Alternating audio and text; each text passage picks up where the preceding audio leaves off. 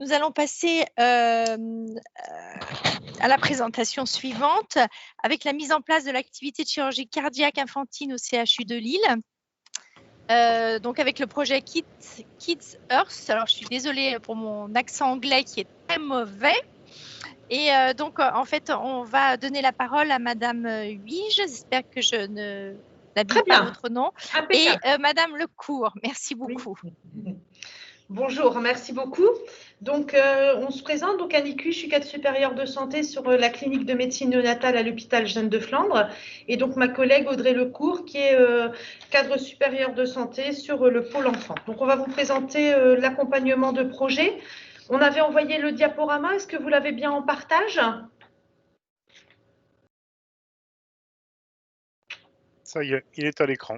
Il est à l'écran? Parce que je ne l'ai... Voilà. Voilà. Je ne l'ai pas, donc voilà, impeccable. Merci beaucoup. Voilà, donc on a donc mis en place cette activité de chirurgie cardiaque. On peut passer à la diapo suivante. Donc c'est une activité historique qui était transférée de Lille vers Paris. Donc on travaillait depuis de nombreuses années avec 2 centres sur Paris. Et depuis 2017, on a eu une collaboration avec Saint-Luc sur Bruxelles pour compléter l'offre de soins entre Lille et Bruxelles, donc aussi une distance restreinte, mais bon, dans 2 pays différents. Donc le but était aussi de garantir l'accessibilité aux familles des patients de la région du Nord-Pas-de-Calais et la frontière, donc où on est à peu près à 20 km de la frontière belge. Diapo suivante. Il y a donc la prévalence des malformations cardiaques, ce qui correspond à peu près à 8 naissances sur 1000 en Europe. Et dans ces enfants, à peu près 60% doivent être opérés dans les jours qui suivent la naissance ou dans l'année qui suit la naissance en fonction de la malformation. On a une file active dans le Nord-Pas-de-Calais à peu près de 250 patients et réintégrer cette activité très technique et très pointue, nous avons décidé de le faire en palier, donc de commencer la première année avec 80 patients et d'augmenter de 50 patients par an pour arriver à notre file active de 250 patients. Diapo suivante. Donc, pour montrer l'ensemble des équipes concernées, hein, nous sommes un grand CHU, mais beaucoup de personnes et beaucoup de secteurs sont concernés.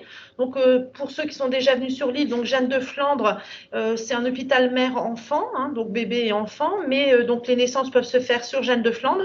Mais il y a une collaboration également avec le centre cardio-pulmonaire qui se trouve juste à côté de notre établissement. On est sur un grand campus et on voit là tous les secteurs qui sont concernés par rapport à ce projet et la suite et le suivi de ce projet, parce qu'on va jusqu'au suivi neuro-cœur ultérieurement et on reviendra sur cette proposition. Et la cardio, par exemple, la cardio infantile est sur le bâtiment de cardiologie. Diapo suivante. Donc, il y a un partenariat qui a été signé avec les cliniques universitaires de Saint-Luc à Bruxelles, avec l'ARS et également la CPAM, donc Roubaix de Tourcoing, notre environnement, et le CHU de Lille, pour monter dans nos compétences, c'est-à-dire que si on souhaitait intégrer, le contrat était donc de monter en formation, aussi bien au niveau médical que paramédical, et une collaboration étroite pour pouvoir mettre en place cette activité sur le CHU de Lille. Donc, il y a eu une formation pratique des équipes qu'on détaillera ultérieurement et une prise en charge du coût des patients qui se faisait, comme je vous ai dit tout à l'heure antérieurement, sur 2 établissements parisiens, Massy et Marie-Hélène-Longue. On a gardé pour les familles, afin de laisser le libre choix, la possibilité d'aller bien sûr sur Paris s'ils le souhaitaient.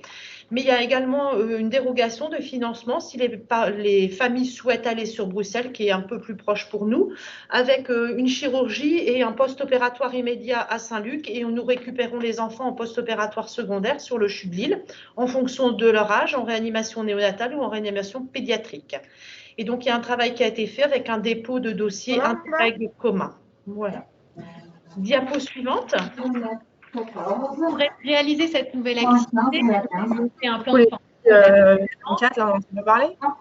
Là, j'entends en même temps des... Oui, on est en train de régler le problème. D'accord. Merci. Parce que du coup, elles ont des soins. En fait, j'ai pas eu de retour, moi, de Mekaina, là. Merci à ceux qui ont leur micro ouvert de couper.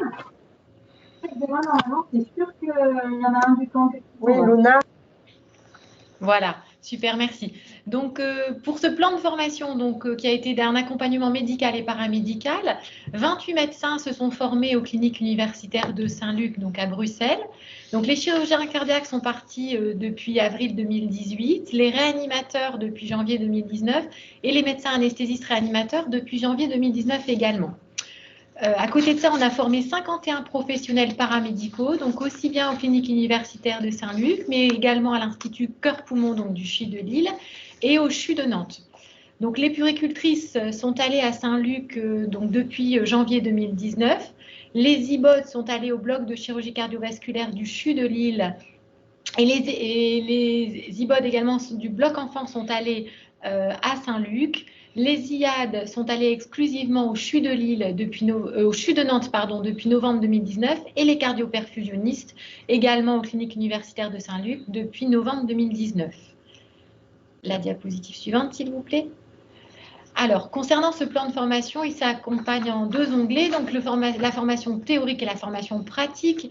Donc, concernant la formation théorique, on a établi un programme de cours sur la base des principales cardiopathies qui étaient à connaître, les thérapeutiques, mais également l'ECMO, les différents types d'interventions chirurgicales, la préparation préopératoire, le retour de bloc, la dialyse.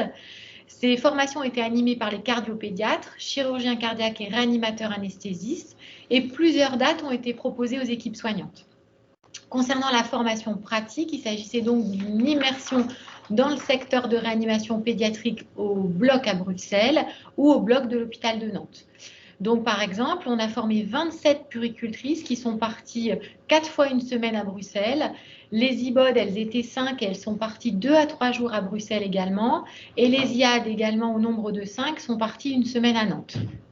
Diapositive suivante. Alors, pour ce faire, on leur avait donné des objectifs qui étaient attendus pour la formation pratique, notamment des puéricultrices à Bruxelles. Donc, il fallait qu'elles s'informent sur le parcours patient, que ce soit de la préparation de l'arrivée du patient dans le secteur jusqu'à sa sortie, mais aussi sur la gestion au quotidien des familles, sur le soutien psychologique qui était apporté aux parents. Elles avaient également pour objectif de connaître la préparation préopératoire en vue d'une intervention de chirurgie cardiaque, mais aussi de savoir préparer une chambre de réanimation en vue d'accueillir un patient en post-opératoire de chirurgie cardiaque, de savoir installer le patient en retour de bloc, de savoir surveiller le patient en post-opératoire, donc post-op immédiat jusqu'à H24, en fonction bien sûr des protocoles établis dans l'unité. Mais aussi, elle devait maîtriser la pharmacologie spécifique aux pathologies cardiaques, connaître la prise en charge d'un enfant sous ECMO avec toutes les indications et la surveillance, connaître également les risques encourus d'un enfant qui a eu une circulation extracorporelle lors d'une intervention pour chirurgie cardiaque. Diapositive suivante.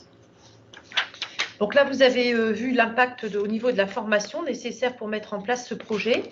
Et ensuite, la mise en place de ce projet a nécessité forcément du matériel médical et non médical, très spécifique pour nos 2 réanimations.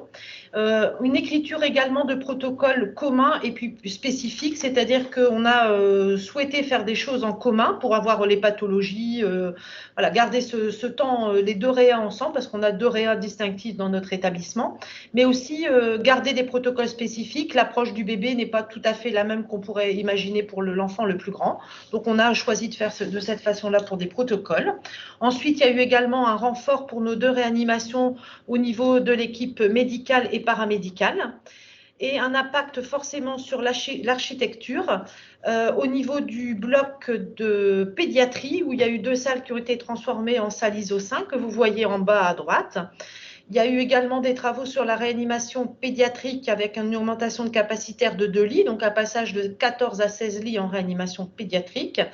Et sur la réanimation néonatale, également une augmentation de capacitaire de 2 lits, de passage de 16 à 18 lits. Ces augments capacitaires arrivent pour la file active qu'on vous a détaillée au départ de 250 enfants. Diapositive suivante. Donc, pour ce faire et pour ce projet, on a jugé que l'accompagnement des familles était quelque chose de primordial. Donc, on a créé un poste puéricultrice de coordinatrice de chirurgie cardiaque. Donc, c'est les 2 demoiselles que vous voyez sur la photo. Elles sont donc présentes à tour de rôle du lundi au vendredi en horaire de journée, avec un temps de travail qui est partagé. Leur mission principale, c'est prendre contact avec les familles tout au long de la prise en charge, mais aussi coordonner le parcours patient, que ce soit de l'anténatal à la sortie de l'hospitalisation du patient, avec aussi bien la planification des rendez-vous, de consultations et d'examens, la participation aux réunions pluridisciplinaires, mais également l'entretien avec les familles et la proposition d'hébergement si nécessaire à proximité. Elles accompagnent également les parents et les enfants au niveau du bloc opératoire dans la zone d'accueil et d'attente. Diapositive suivante. Alors, pour ce faire, on a également, dans le but d'informer et d'accompagner toujours les familles, on a créé un site internet avec Interreg, à usage des parents, donc qui s'appelle kidsarc.chu-de-lille.fr Interreg. Et on a bien sûr travaillé sur la recherche en collaboration avec les cliniques universitaires de Saint-Luc de Bruxelles, où on collabore étroitement, donc non seulement d'un point de vue clinique, mais également d'un point de vue scientifique. Donc, il y a une base de données locale qui est en cours de création au CHU de Lille, où l'objectif étant de regrouper les données pour obtenir des résultats plus significatifs. Donc, de même, le CHU de Lille, bien sûr, participe aux données nationales et internationales pour faire avancer la recherche sur les cardiopathies congénitales.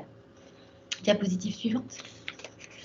Donc, la première intervention de chirurgie cardiaque infantile, on est ravis, a eu lieu en octobre 2020.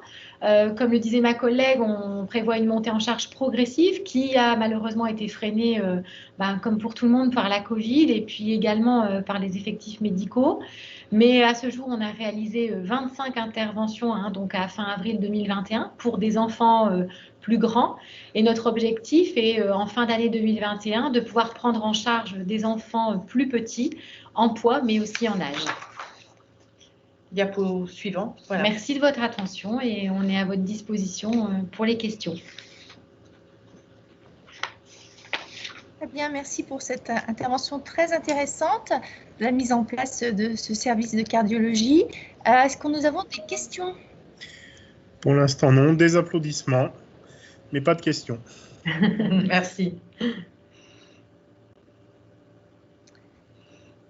Très bien. Eh bien, écoutez, nous allons clore ce début d'après-midi et vous remercier l'ensemble des équipes qui ont participé, vraiment pour la qualité des présentations que nous avons eues.